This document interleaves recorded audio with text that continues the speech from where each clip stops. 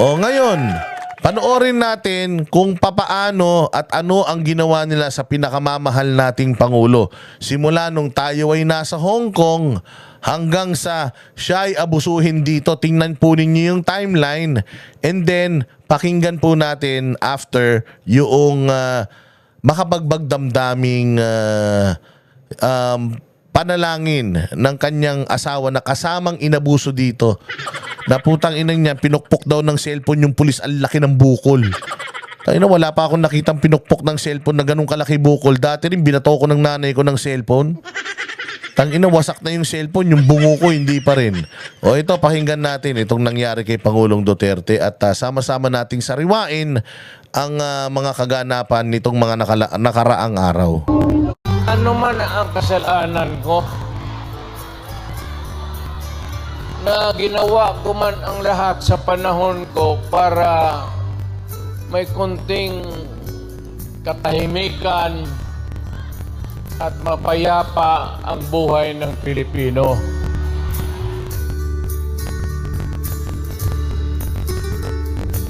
Marami akong ginawa na hindi nagustuhan ng iba. O maybe lahat. But I did it for my country.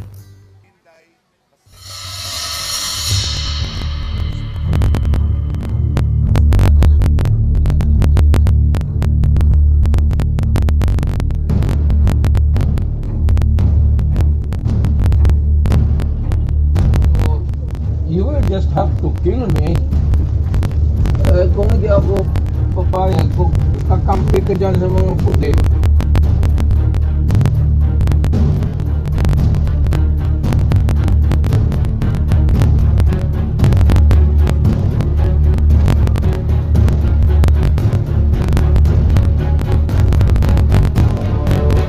Hindi dapat ito.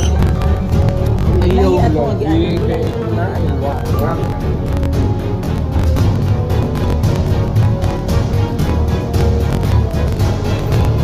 Ngayon Dr. Agnes, sisiguraduhin lang namin na maayos po ang kalusugan ng dating Pangulong Duterte. Actually, schedule po siya bukas ng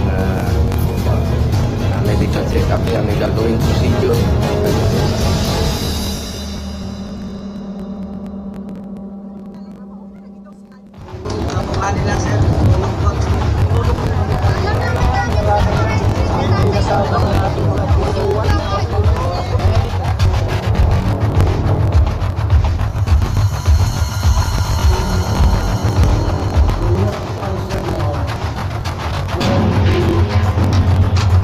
By virtue of the warrant of arrest issued by the ICC for crimes against humanity, failure to remain silent.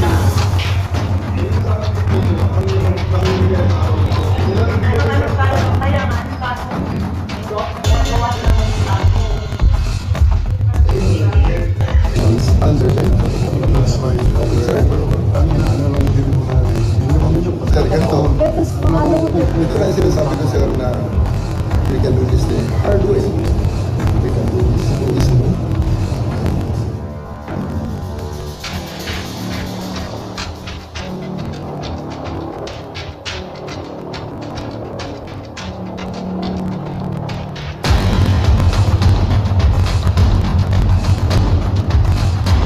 Waiting Yes, yes. I'm waiting for my daughter and son. Just invoke Article 59. Bakit hindi yan magawa-gawa? Attorney, you will be That's referred. precisely the point that I'm saying. Ano lang naman, please lang, bawal hawakan. Bawal hawakan. Pwede mo na lang. Bawal The right to hawakan. counsel is something that has to be observed and respected. Huwag kayong umawak. Huwag kayo nakakitalaan kung ano yan. Bago ano yung lawyer. Bago ano yung lawyer. Bawal. Huwag mo tayo Huwag mo hawakan ng lawyer. Huwag mo hawakan. Huwag mo hawakan. Attorney, please. Huwag mo hawakan. Huwag mo hawakan. Time lang eh. Huwag mo hawakan yung nanay ko. Hindi.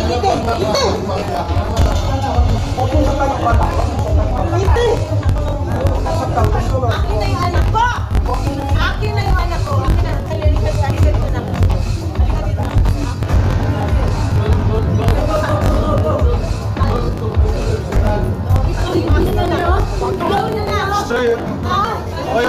Luwag na konti. Ano yan, babae yan ha? Decide ako kung darating ba ang mga anak ko at hindi ninyo pinapasok. Papasukin mo na lang yung anak. Mahawa ka na lang para na makapasok. Kasi yung anak nakatapos ito siya. Hindi matatapos ito sir pag hindi kayo sumunod. The right to remain silent. Everything you say can and will be used against you in the court of law.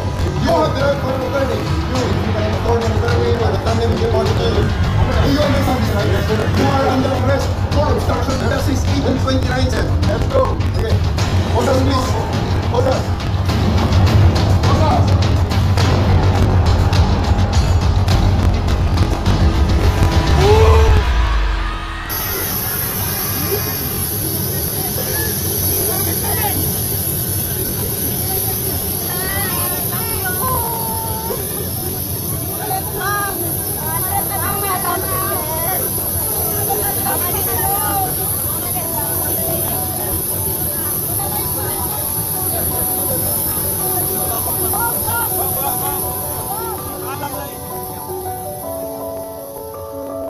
Wala tayong magawa eh kung susunod sila sa yung Philippine National Police, kung susunod sila sa illegal na mga orders, wala tayong magagawa. Eh, yun yung desisyon ng Philippine National Police. Eh, mag-implement sila ng illegal orders. This is the saddest day in Philippine history. Kayo na po na Pilipino dapat ang husga. Nakakalungkot. At this age, 80 years old, dinalapas ang kaya. Pray for his safety and health.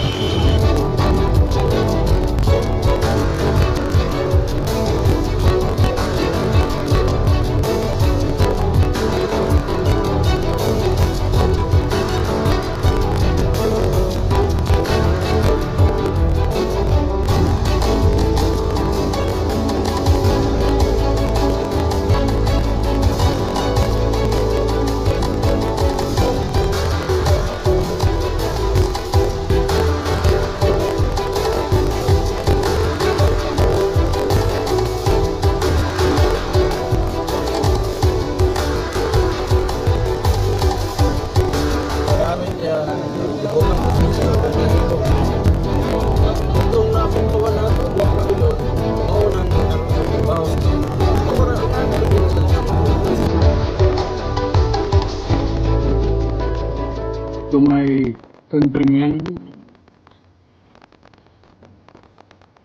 just to give you the current situation, I am about to land sa train. Galing ako Dubai. Tapos ako sa long haul, sa long flight. Phobia ako. Unang turret. And I think it has something to do with the law and order no. At sinasabi ko naman sa mga polis, military na trabaho kayo at po ang managot. Ito na for all of the whatever happened in the past. Ako na yung nag-prod sa ating law enforcement ating militan. Sinabi ko, I will protect you and I will ako ang managot sa lahat. It will be a long legal proceedings. I say to you, we continue for the country and to be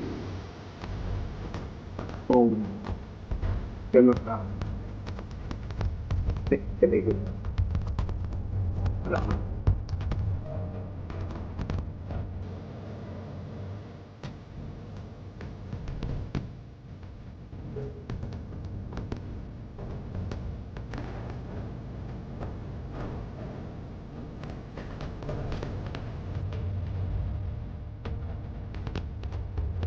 Scusate, mi metto quante fotografie a registrare video.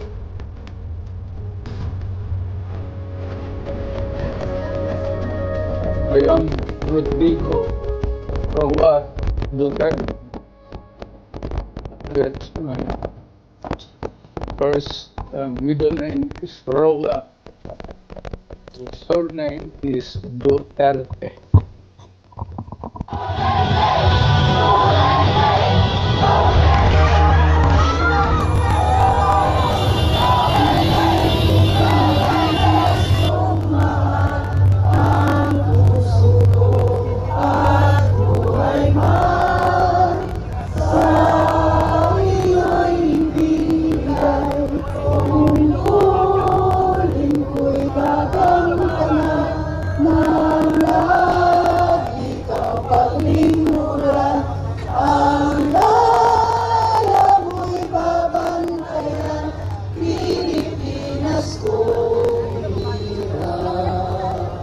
Sabihin mo sa kanila, relax lang, may hangganan ng lahat.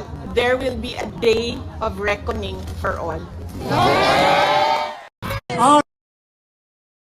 Ayan, palakpakan natin mga bossing. Alam nyo, lahat ng ito nangyari lang in a span of 1 week. 1 week lang po nangyari ang lahat ng ito. And people from all over the country and from abroad are really showing their support and the prayers na sana ay maibalik sa atin si Pangulong Duterte. Wala kaming problema kung dito sa Pilipinas, dito siya litisin, dito siya ikulong.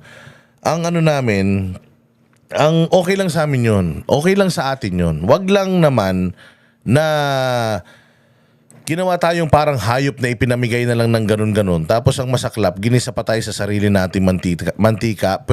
Pera pa natin yung ginamit ng gobyernong ito para yung pinakamamahal nating Pangulo ay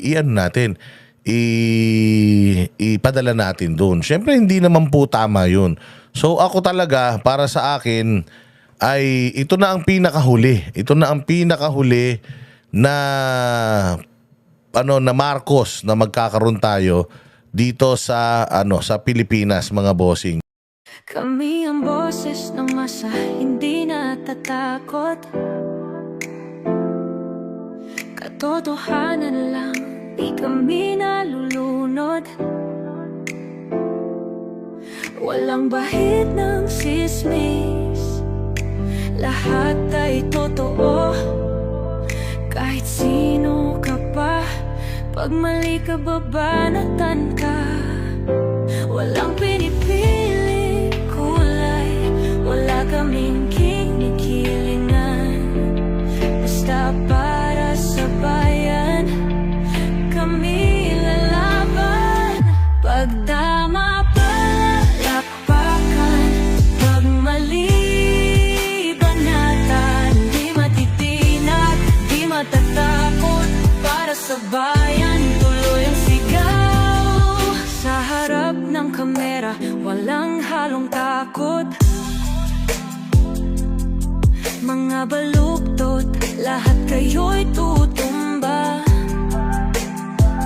Ang hustisya at totoo, yun lang ang mahalaga.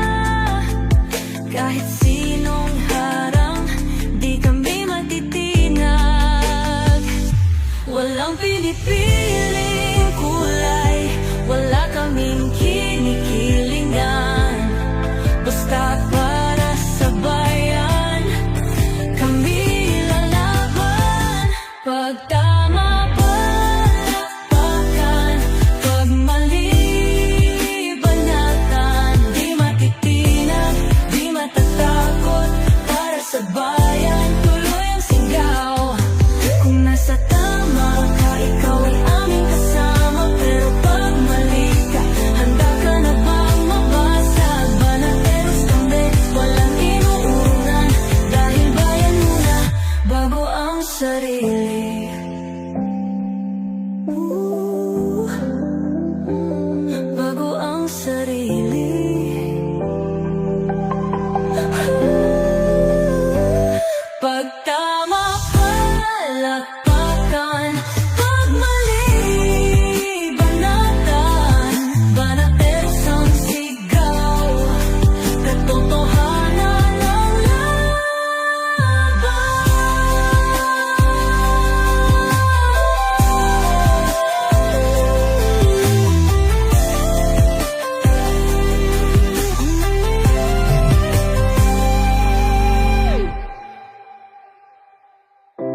sa harap ng kamera,